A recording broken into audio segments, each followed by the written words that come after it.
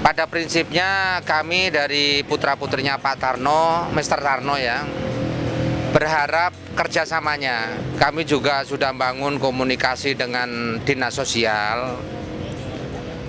Insya Allah besok Jumat saya akan berkunjung ke Dinas Sosial.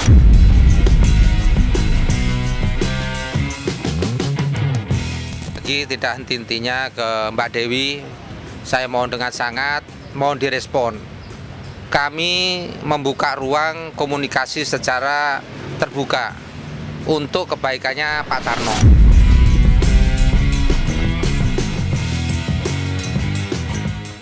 Apabila masih tetap tidak ada tindakan, tidak ada komunikasi, ya kami akan membuat laporan polisi.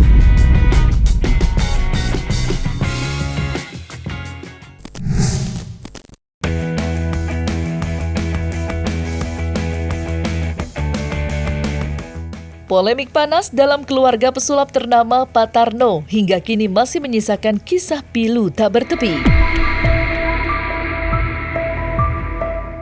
Di tengah kondisi terbaring lemah lantaran stroke yang ia derita, Pak Tarno harus pula dibebani dengan kewajiban mencari nafkah di bawah terik matahari.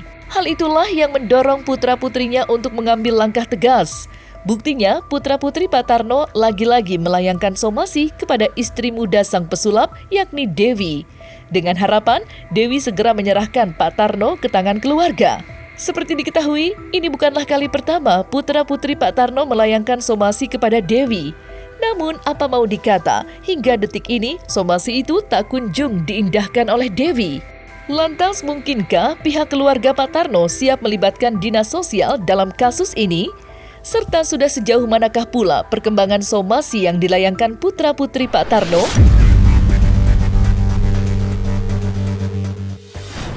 Yang terakhir kita sampaikan somasi terbuka untuk Bu Dewi. Dan saya coba akan bangun komunikasi dengan Bu Lisa yang tinggal di Gang 10. Berkaitan dengan keinginan putra-putrinya Pak Tarno untuk membawa bapaknya supaya dirawat lebih baik. Pada prinsipnya kami dari putra-putrinya Pak Tarno, Mr. Tarno ya, berharap kerjasamanya. Kami juga sudah bangun komunikasi dengan Dinas Sosial. Insya Allah besok Jumat saya akan berkunjung ke Dinas Sosial berkaitan konsultasi. Karena kalau mengingat dari putra-putrinya Pak Tarno ini belum ada kecukupan rezeki, belum ada kecukupan ekonomi.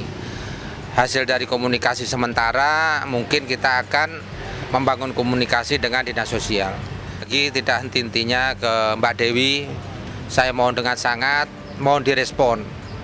Kami membuka ruang komunikasi secara terbuka untuk kebaikannya Pak Tarno.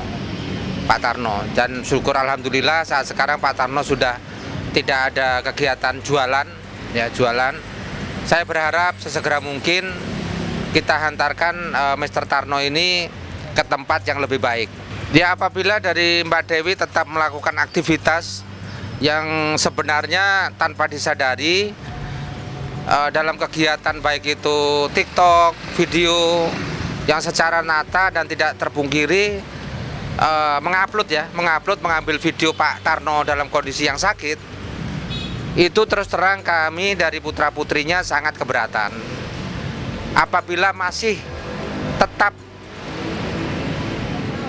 tidak ada tindakan, tidak ada komunikasi, ya kami akan membuat laporan polisi, Mbak, Ya, kita sih akan segera mengambil tindakan ya untuk membuat laporan lah ya. Ibu Sariah istrinya Master Tarno. Ibu Sariah. Iya. Istri yang maaf kalau boleh tahu istri yang berapa? Isi pertama, iya. Abang? Tadi nak 0 sama 0 sama saya.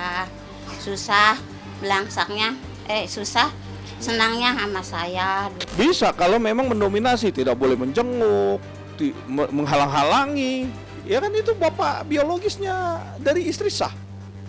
Terus dia melarang. Ya boleh aja menghalang-halangi orang tua kandung untuk bertemu, bahkan juga menutup akses.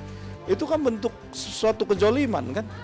Apalagi ini dari istri sah, seperti itu.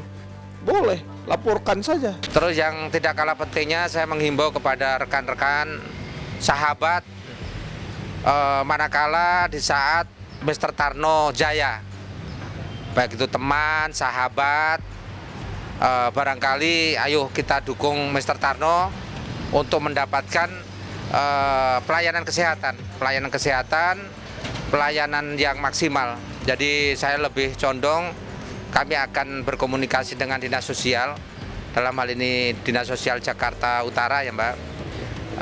Baik itu nanti secara langsung maupun bersurat akan kami layangkan agar supaya Mr. Tarno dapat pelayanan yang sesuai dengan yang dibutuhkan.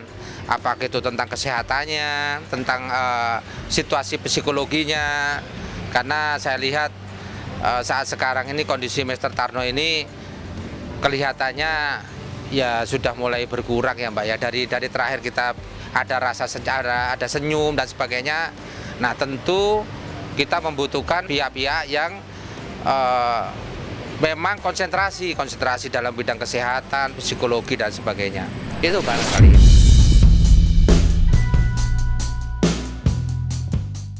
Di sisi lain, kisruh panas antara putra-putri Pak Tarno dan sang istri muda, Dewi, sempat dibuat meruncing.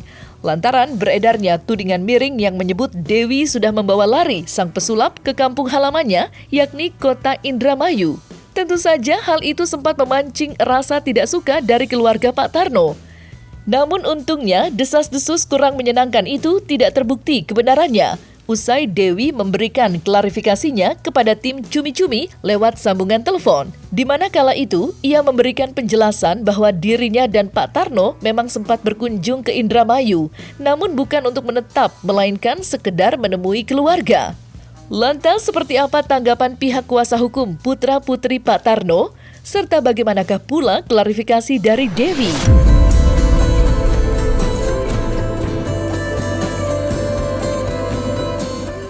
Yang katanya pindah ke Indramayu itu nggak benar Bu ya?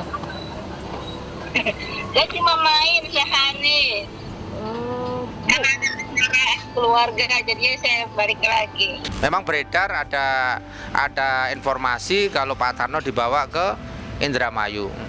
Tapi beberapa waktu lalu kami dengar dari rekan-rekan media tentunya, saat sekarang ini sudah balik informasinya, sudah balik. Jadi sekali lagi saya mohon dengan sangat kepada Mbak Dewi, ayo kita bareng-bareng duduk, kita perlu adakan komunikasi secara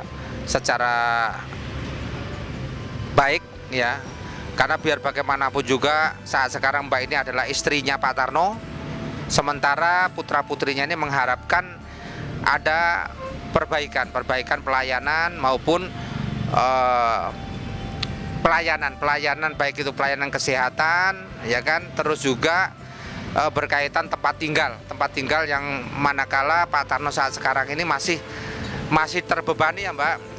Kalau tidak salah sekarang itu masih kontrak di Warakas, di mana harus memikirkan biaya kontrakan dan lain sebagainya. Jadi berkaitan hal tersebut tentu perlu adanya keseriusan, baik itu dengan istri-istrinya Pak Tarno, dengan putra-putrinya untuk mencari solusi bagaimana Pak Tarno ke depannya.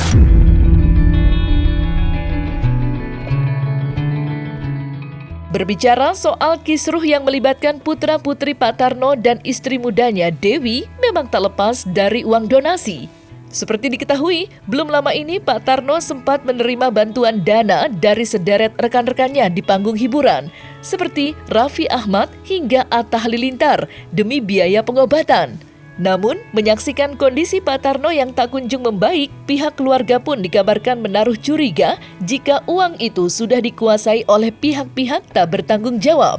Namun semua itu sudah dibantah oleh Slamet Tato selaku manajer sekaligus supir Pak Tarno yang justru menegaskan kalau uang itu masih ada. Ia pun menjelaskan bahwa dari uang itulah Pak Tarno berhasil membeli sejumlah barang penting, layaknya kursi roda dan tongkat. Lantas, seperti apa pihak kuasa hukum putra-putri Pak Tarno menanggapi hal tersebut?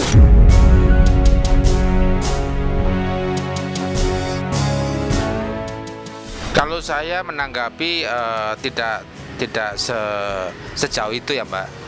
Kami masih berpraduga, berprasangka baik, ya berprasangka baik.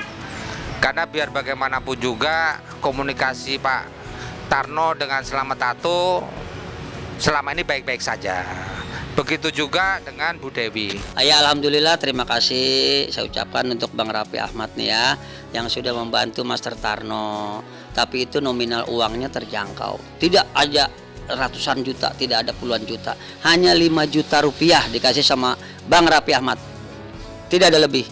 Dan uang itu dibelikan kursi roda nih. Dibelikan kursi roda, terus ditambahkan buat makannya dia setiap hari diambil gopay, terus betulin mobil 2 juta, 1 juta gitu ya, gitu loh. Dan uang itu habis begitu, buat kesono kemari bensin, buat kesono kemari etol, buat kesono kemari makan segala macam dan istrinya gitu loh. Dia duit ada dari donasi-donasi yang dikasihkan orang-orang yang membantuin dia, itu dia simpan, dia celengin, dia bilangnya dia nggak tahu dia celengin di mana, tapi dia nggak kasihin ke saya, nggak kasihin ke istri yang itu. Enggak, dia disimpan sendiri. Saya pun tidak tahu dia disimpan di mana. Pokoknya disimpan. Saya nggak pernah nanya kalau soal ATM ya. ATM sih memang disimpan sama supirnya. Karena dulu kan dia manajer ya. Tapi ya saya percaya aja karena setiap kali misalnya dia ada dapat job kan ya, orang nggak transfer ke itu dia ke ATM yang itu. Tapi langsung ditarik, langsung diminta suruh narik itu duitnya. Terus dia dibagiin untuk yang asisten 200, untuk supir 300, yaitu Selamat itu kan dia manajer juga, jadi dikasihnya lebih 300. Untuk bensin tadi habis berapa, untuk tolnya berapa, terus dikasihin istrinya yang 200, kayak gitu dibagi-bagiin. Jadi duit itu misalnya dapat 2 juta ya sisanya segitu dibagi-bagiin. Oke, saya beranikan diri untuk membawa 1 tas, dia taruh di dalam tas ya. Saya akan marah atau tidak marah, takutnya Master Tarno marah sama saya, tapi ya saya beranikan diri saya untuk membuktikan uang itu masih ada, tidak dipakai dengan saya pun. Dan uang apapun kemarin juga masih dipakai buat keperluan berobatnya Pak Tarno ya, sampai beli obat 700.000 segala macam, periksa dokternya di Haji Uun 300.000, buat pijitnya 100.000, udah belum bensin, belum etol, belum segala macam, itu sudah terbuang berapa juta lah pokoknya lah ya. Tapi ini masih ada.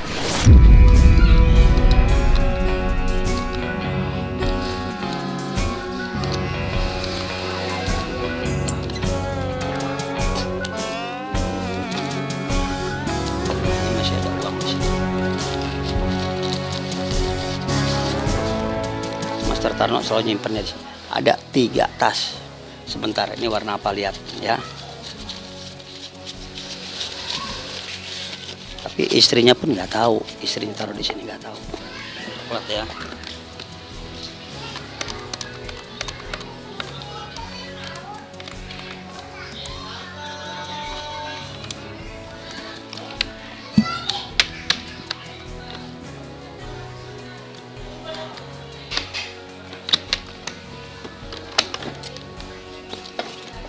Kita cari tahu nih duitnya.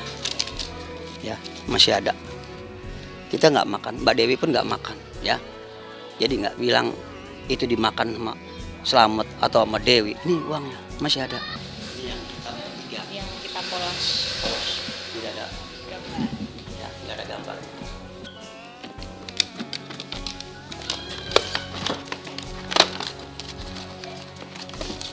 Tuh, ini duit-duitnya, tuh.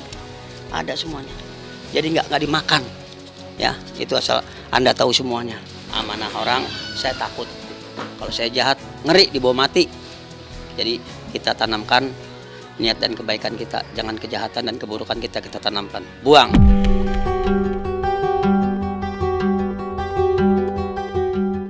Terlepas dari kisruh tiada akhir yang kini semakin berlarut-larut, belum lama ini Pak Tarno sempat kedapatan berupaya membandrol mobil di sebuah showroom. Konon, ia berencana membeli sebuah mobil dengan uang donasi yang didapatkan dari para sahabatnya. Hebatnya, mobil yang dipilih oleh Pak Tarno bukanlah mobil pribadi untuk keperluan sehari-hari, melainkan sebuah mobil bak terbuka berkualitas tinggi yang digadang-gadang akan menjadi ladang usaha baru bagi Pak Tarno untuk mengais rejeki. Sayangnya, upaya itu harus pupus lantaran umurnya yang terbilang sudah lanjut usia. Dan seperti inilah momen Pak Tarno dan Dewi memilah-milah mobil yang akan mereka boyong ke rumah. Ini rencananya Master Tarno dari dulu kan pengen ngambil mobil untuk buat angkutan armada lah, buat cari duit. Iya, rencana mau beli mobil buat Pak Tarno ini. Ya kalau untuk kunjungan sih cuma tertarikan untuk beli mobil mungkin ya di sini ya. Itu juga baru nanya-nanya aja gitu. Cuma kebutuhannya ya mobil ini sih mungkin buat usaha mungkin. Mungkin dalam kondisi dia seperti ini mungkin mau meraba ke usaha atau apa aku belum tahu tadi tanya. Karena kan terbatasan untuk ngomong bicaranya ya. Jadi susah gitu untuk bicaranya, jadi ya harus ada pendamping yang kita tanyakan tadi. Sebenarnya ini yang udah kedua kali ya datang ya mungkin ya. Sebelumnya udah datang tapi yang handle orangnya udah resign. Kapan kira-kira? Itu belum ada sebulan lah, 3 minggu yang lalu lah. Udah pernah kesini untuk mungkin beli mobil ya kali ya, tapi nggak tahu itu. Makanya datang kedua kali saya langsung tembak aja keperluannya apa, tujuannya gimana, udah sampai mana gitu. Gitu aja sih. Untuk balik lagi saya belum tahu. Pasti berpikiran Pak Tarno buat apa sih ngambil gitu ya. Karena kan mobil ini kan untuk usaha, apalagi kondisi kakinya begitu, nggak bisa just stroke ya istilahnya. Ya kita sih berdua bisa cepat sembuh, cuma kalau untuk usaha sih nggak mungkin dia bawa ini bisa gitu ya Mbak ya.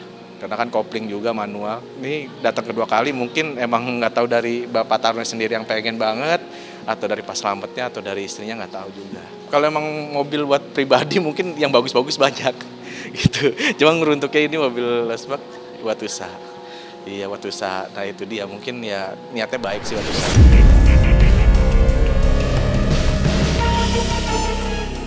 Nah, selesai sudah Cumi Lovers. Saksikan terus Cumi Camp In-Depth, kabar lengkap, pendalam, dan akurat dari narasumber terpercaya. Dan jangan lupa untuk like, subscribe, dan juga share channel YouTube Cumi Cumi.